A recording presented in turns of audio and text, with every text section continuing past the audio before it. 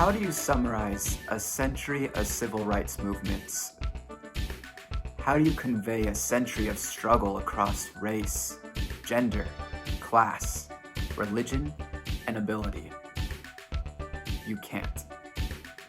In many ways, it's a disservice to the movements to even try. But what we see in each civil rights movement is people.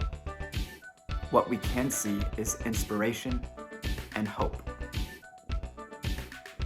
Welcome to our last government lecture, Civil Rights. This is the action. This is where change to a society is demanded, not by government, but by the people. And I'd argue, civil rights is what holds our Constitution more true above any government mechanism we have in place today. The majority of these movements didn't happen because of government, but in spite of it. The point of this lecture isn't to try to recap every civil rights struggle, but to establish the trends of these movements and significant changes to law these movements helped establish. Because making the argument against civil rights activism is making the argument against yourself, whoever you are in society. Each group is connected. Each win is not only a win for that marginalized group, but for all. The fight for civil rights is intersectional. It's creative, it's persistent, and it's joy. So what are civil rights? These are your protections given by government to prevent discrimination.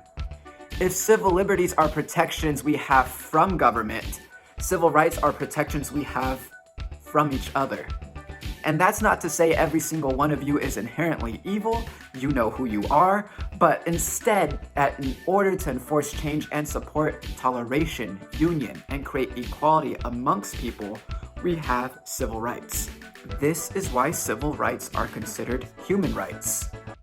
Well, for the past 10 years, the struggle in America has been confined to what has been projected to the public as a civil rights struggle.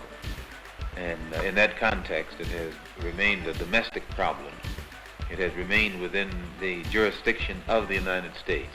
And the difference now in the direction that the struggle is taking from the direction that the struggle has been going in the past, there are many of our people who are thinking more deeply and more broadly and are beginning to see the importance of lifting it out of the national context or out of the domestic context or beyond the jurisdiction of the United States government. And the only way this can be done is by internationalizing the problem and putting it at a level where it can be taken into the United Nations, and then all of the other independent nations on this earth can involve themselves in our struggle and support us.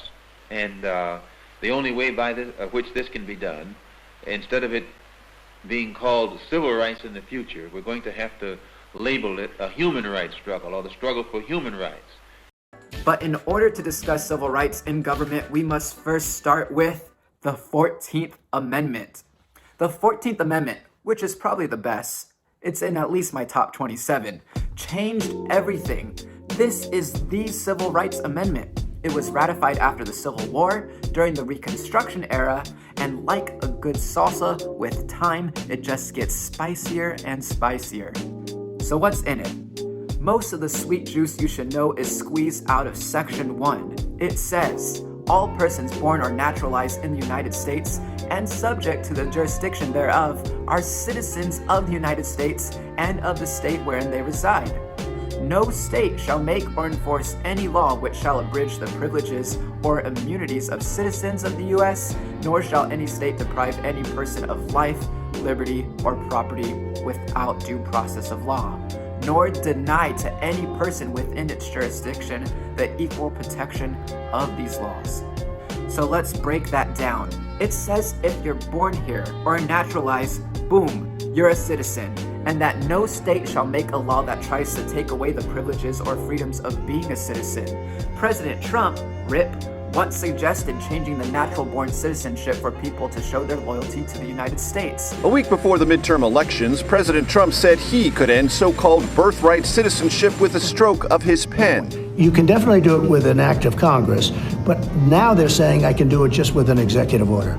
But the only way to change an amendment is through another amendment. And he would know this if he had to take the naturalization test, but he doesn't because he was born here. Next, we have the Due Process Clause stating no state will deprive any person of life, liberty, or property without due process of law. While this technically can be found under the Fifth Amendment, it now was reinforced and opened up a whole new world of civil rights laws in the 1900s. If any one group is deprived of liberty that others have, they are being denied due process of law. Now representing himself in court, Gideon was convicted of both crimes and given a maximum sentence of 5 years. Now incarcerated by what he believed to be an unfair trial, how would Gideon respond? Determined to fight back and earn his freedom, Gideon went to the prison library and studied the legal system. In January 1962, Gideon wrote a 5-page letter to the United States Supreme Court, pleading for them to hear his case. Fortas's main argument came under the Sixth Amendment's guarantee to the right of counsel in a criminal case, which applies to states via the 14th Amendment's Due Process Clause. Attorney Bruce Jacob represented the state of Florida. His main argument against Gideon was that the state of Florida was only required by law to provide free legal counsel for those accused of capital offenses. The fate of Gideon and other inmates nationwide was hanging on the Supreme Court's decision. Did the state of Florida meet the constitutional requirements of a fair trial when they denied Gideon legal counsel? Delivered by Justice Hugo Black, the ruling was in Gideon's favor by the unanimous vote of 9-0. The role of the public defender rose to prominence and continues to provide representation for defendants to this day. Gideon would preserve a clean legal record for the remainder of his life until his death in 1972.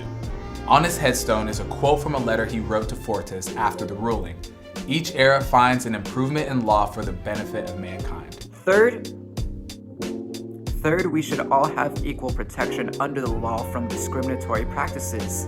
This is the amendment used to go back and reverse a lot of Supreme Court decisions. This opened up protections and will continue to do so. The 14th asks our courts to go back and review those first 10 amendments to check if we have equal protection. Like in the 4th Amendment, in Mapp versus Ohio, the Supreme Court ruled all evidence found without a warrant cannot be used in court. It argued that people should be aware of their rights to an attorney and the right to remain silent by the 5th Amendment in Miranda versus Arizona. It argued that people have the right to an attorney and jury despite your lack of money in Gideon versus Wainwright. Because of this amendment, you got Roe v. Wade, you got Brown versus Board of Education, Gideon versus Wainwright, Loving versus Virginia, Obergefell versus Hodges, to name a few. There would be no federal ruling on the right to an attorney, searches and seizures, desegregation, abortion, and marriage, to name a few. This amendment, smack dab in the middle of our amendments, puts the United in the United States. But that's only part of the story. It's not like our government officials just one day woke up and said, based on the 14th Amendment, segregation laws should change. A change in law comes from a demand for that law to change. It comes from collective activism. Now, when we discuss civil rights movements, we are talking about minorities in the United States who had to fight for equal protection under law, not always through voting, but through protests, literature, press, and lobbying. So you have to find other means to get your message across. You have to advocate.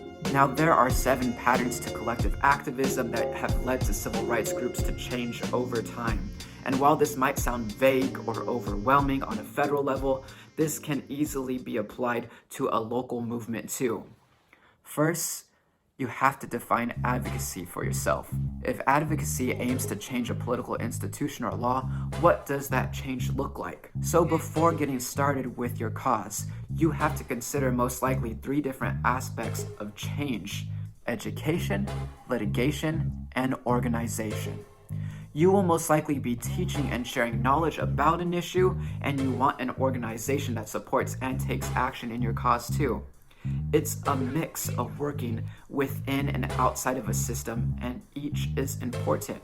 Next, identify the cause. What exactly is it that you want to change? What you see as the problem is just one aspect, but what specifically are you trying to change? Criminal justice reform is a topic, but now on a local level, what would you explicitly like to implement? That can be addressed by banning chokeholds, implementing de-escalation tactics, a non-lethal group to address mental illnesses, defunding the police, or simply to gather data to first showcase inequities in force when force is used. On who, by who, and why.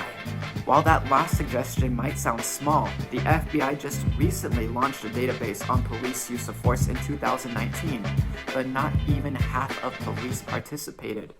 The data is crucial in getting the message across. Third, create a base.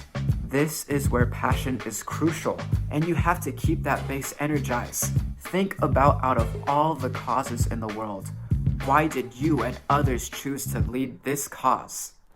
How are they connected? Most likely the base starts with those impacted by an issue, such as Cesar Chavez with immigrant workers. This is where you can brainstorm ideas with the core group to march, create templates for phone banking or letters, or designs for petitions. This is where you have empathy too, where you have stories, and the base should be the face of change as well. Fourth, create literature. We're talking about pamphlets or flyers that can summarize your message for anyone to access. This is where you can educate people. To be honest, people are less inclined to stop and talk versus handing out a flyer or a pamphlet. You can briefly explain who you are as a group, what you do, your mission, your goal, and why. You can also put in where they can find more information, where someone can donate, or just how they can help. One of the first civil rights groups to do this and change civil rights tactics was SNCC, the Student Nonviolent Coordinating Committee. They were an organization of young people that emerged from the 1960s sit-in movement.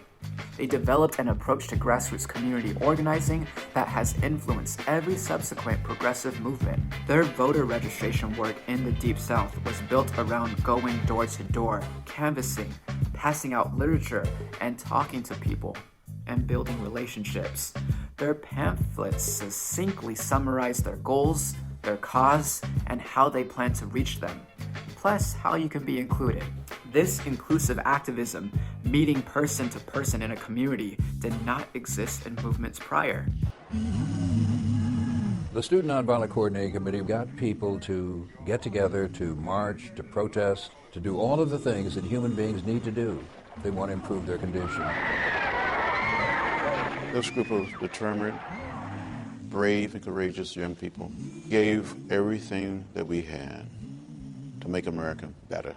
The SNCC and its philosophy of not trying to build one charismatic leader to lead some movement, but actually to build leadership across the board in young women, young men of all different colors, classes, and educational backgrounds. I think that's SNCC's legacy.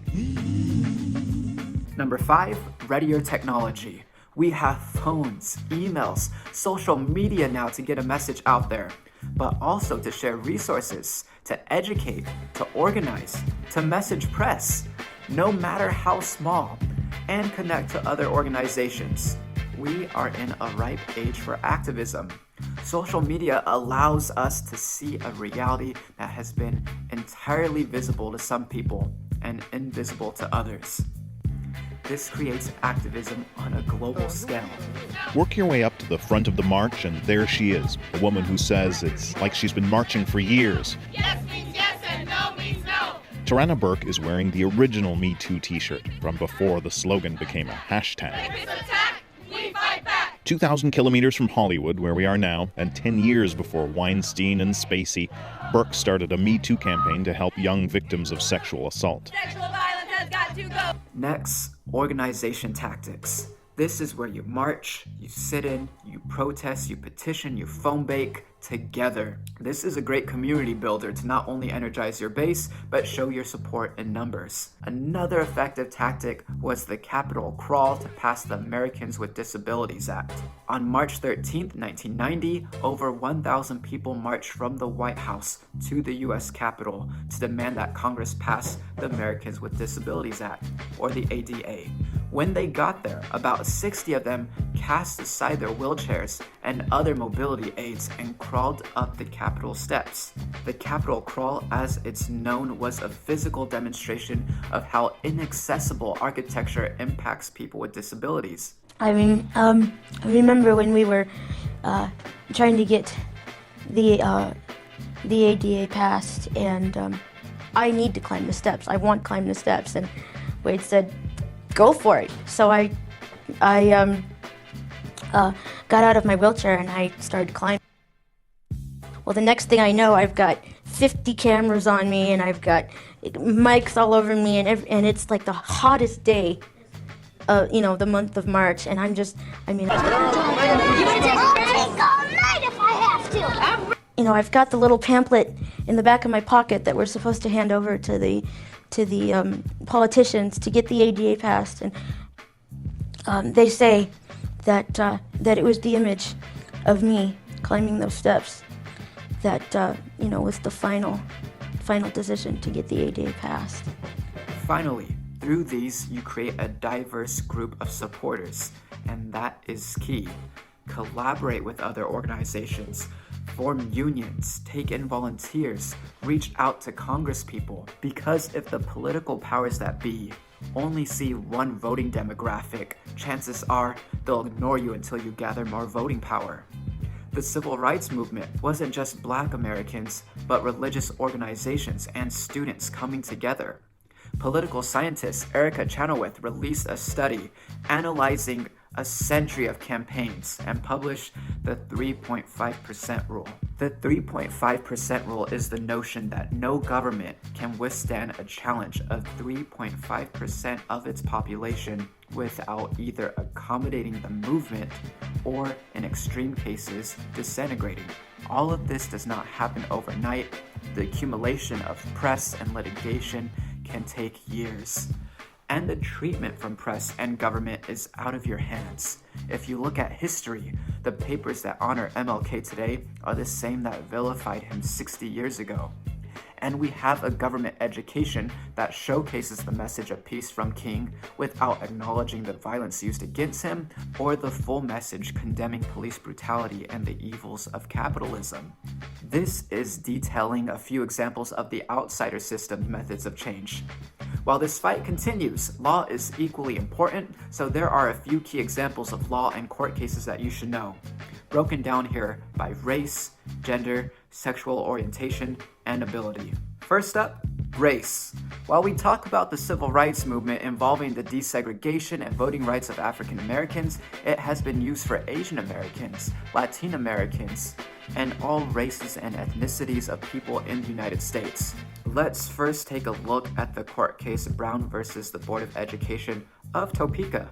Full name. We went 60 years with separate but equal being constitutional. Then in 1954, there were actually 4 Supreme Court cases that eventually got tied up under Oliver Brown's case. He was a father fighting for his daughter's equal right to public education. The NAACP represented each case, and their chief counsel was Thurgood Marshall, who would later become the first Black Supreme Court justice. Marshall made the argument that due to the unkept conditions of Black children's schools versus white children's schools, segregation was a violation of the Equal Protection Clause of the 14th Amendment. The Supreme Court, now led by Chief Justice Earl Warren, ruled in favor of Brown, stating segregated schools are a violation of the 14th Amendment. Shortly after noon, Earl Warren, the Chief Justice of the United States, began to read a unanimous opinion of the Supreme Court. Ruling in 5 cases in which 5 Negro children sought the right to go to the same schools as white children, the court said, separate educational facilities are inherently unequal.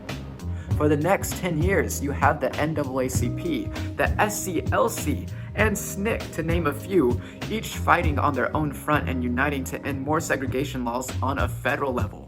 This leads us to the Civil Rights Act of 1964. Martin Luther King and Malcolm X went to the United States Capitol. Both had come to hear the Senate debate the Civil Rights Bill. This was the only time the two ever met. Their meeting lasted about 1 minute. Under the Civil Rights Act of 1964, segregation on the grounds of race, religion, or national origin was banned at all public places. No longer could Black people and minorities be denied service simply based on the color of their skin. Title VII of the Civil Rights Act barred employer discrimination on the basis of race, sex, religion, national origin, and created an Equal Employment Opportunity Commission with the power to file lawsuits on behalf of aggrieved workers. Title VII has later been amended with legislation prohibiting pregnancy, age, and disability discrimination. Just this past year, the Supreme Court ruled gay and transgender employees are also protected under the title in this Civil Rights Act. The Civil Rights Act of 1964 grows in protection, even 60 years later. We also have the Voting Rights Act of 1965, born from student activism, black activism, and church activism, with marches from Selma to Montgomery. The Voting Rights Act prohibited literacy tests, assisted in ending poll taxes, and provided more federal oversight in historically racist counties, but that was stopped in 2013 because of Shelby County versus Holder. To stress how important the VRA was, for example, in Lowndes County, Alabama, before the Voting Rights Act, there was no black citizens registered to vote, even though they made up 81% of the county's population. The ability to vote despite race is a right solidified by law, but it was a right fought for by our grandparents' generation. Those three pieces have opened up rights for people across race, and gender, and ability, and religion. Next, we have a court case and Title IX protections that protect people across gender and sexual orientation. First, let's discuss Roe v. Wade. You know the story, sing it with me. Jane Roe, real name Norma McCorvey, was pregnant with her third child and wanted an abortion. She was denied by the state of Texas and later referred to two Dallas lawyers, Linda Coffey and Sarah Weddington. Roe's case argued that Texas's abortion law was a violation of the First Amendment, the 4th, the 9th, and 14th. Women should have the right to privacy in determining the choice whether to have an abortion. While this was happening, McCorvey was 21 and gave birth to that third child and put the child up for adoption. Her attorneys made the argument that McCorvey was not given equal protection to the right of privacy and that her personal liberty to decide what to do with her body was being infringed. This wasn't about what constitutes a life, but about a woman's right to make her own private health decisions. Griswold v. Connecticut paved the way for Roe v. Wade, and in a 7-2 decision, the Supreme Court ruled in favor of Roe, claiming the Constitution recognizes a woman's right to an abortion and has federal protection within the first trimester. Anything else is left up to the states. Today, Roe v. Wade is being challenged with the creation of heartbeat bills that claim the moment a heartbeat is detected, you cannot receive an abortion. These bills are passing in states, but are being invalidated in lower federal courts because of Roe v. Wade. But the Supreme Court at any point could decide to review a heartbeat bill case. Next, and this is a huge one, especially if you plan on continuing your education, we have Title IX protections. Title IX is a landmark federal law for schools and gender discrimination. It prohibits discrimination, exclusion, and the denial of benefits on the basis of sex. While the Civil Rights Act covered discrimination in the workplace, Title IX is meant to cover school. It was first proposed by Patsy Mink, the first woman of color and first Asian American woman to serve in Congress. She helped reform the Democratic Party to what it is today. I came to Congress, joined the Education and Labor Committee, and we began to realize that although we had statutes on the books about equality and opportunity for everyone, that girls and women were being left out systematically. Meek displays the importance of representation and what changes it could make in our government. All educational programs and activities that receive federal funding must comply with Title IX. While Title IX has been successful in its initial purpose of giving equal access to different programs on campus, Title IX has been limited in giving protections to students facing harassment or assault. Some of the most highly debated and awaited new rules around sexual assault and harassment on campus were made public by the Trump administration today. The rules issued by Education Secretary Betsy DeVos lay out how schools, both in higher education and in lower grades, should deal with and investigate those allegations by students. The most significant change is that these new rules are law. They have the force of law. The previous rules issued under the Obama administration were in the form of guidance. So that's akin to recommendations. We advise you to do this in order to be compliant. These rules are the law now. They lay out concretely what schools must do in order to fulfill their obligations under Title IX and avoid investigations and, at worst, the loss of federal funding. Next, we have two court cases that open up a world for gay rights, and they have both been decided in the past 20 years. First is Lawrence versus Texas. Responding to a reported weapons disturbance in a private residence, Houston police entered John Lawrence's apartment and saw him and another adult man, Tyrone Garner, having sex. This weapons call was made by a third man who was jealous of Lawrence and Garner together. And the next thing I know, these two officers were in the house. Their version of the story was that they had found us engaging in sex. The police come, and Lawrence and Garner were arrested and convicted of deviant sexual intercourse in violation of a Texas statute forbidding two persons of the same sex to engage in certain intimate sexual conduct. The attorneys for Lawrence argued, under the 14th Amendment, these two men did not have proper due process and their right to privacy was violated. It was going to be a big deal. I mean, I didn't think there would be some sort of medium decision in this case. It would have a lot of implications for other cases. They come out in their robes and they sit down and you look at them and Kennedy starts his first sentence and I think, oh, this could be good. This case should be resolved by determining whether the petitioners were free as adults to engage in this private conduct. He gets to his second or third sentence and I go, no, this is good. The petitioners are entitled to respect for their private lives. And then he says a few more things and I think, this is really good. The state cannot demean their existence or control their destiny by making their private sexual conduct a crime. Oh my God. The U.S. Supreme Court today struck down a Texas law prohibiting gay men from engaging in sexual relations in their own homes. They ruled in favor of Lawrence, getting rid of sodomy laws within any state. Lastly, Obergefell versus Hodges. While some states were passing laws to legalize gay marriage, others, California, were passing laws making gay marriage illegal. Obergefell's case is about him and his partner, John Arthur. Jim Obergefell's name may soon be going down in the history books, but all he ever wanted in writing was a single word. It was devastating. Obergefell's partner at the time, John Arthur, was dying of ALS. I simply leaned over, hugged him and kissed him and said, let's get married. But Arthur was too sick to travel to a state that allowed gay marriage except by plane. So the two were married on the tarmac of the Baltimore-Washington Airport in Maryland. We did that purely from our desire to have a relationship that was recognized and honored and respected by the government. But Jim soon found out that Ohio not only bans same-sex marriage, but doesn't recognize those marriages done in other states, something attorney Al Gerhardstein first told them about.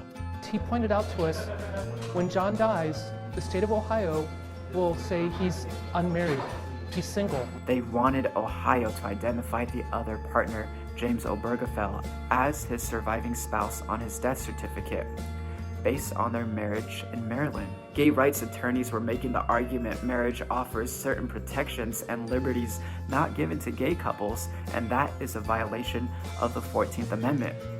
Conservatives argued a federal change in what constitutes a marriage is a violation of the First and 10th Amendment regarding state power and the Free Exercise Clause.